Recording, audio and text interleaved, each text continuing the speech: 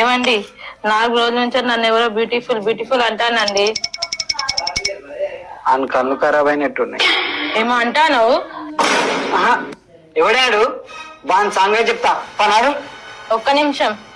ఆయన నాకు రోజు ఫోన్ చేసి చెప్తాండు. ఫోన్ చేసి చెప్తాడా? చెయ్యి వానికి ఫోన్ చేయను. చెయ్యి ఫోన్ చేయ ఒకసారి వానికి.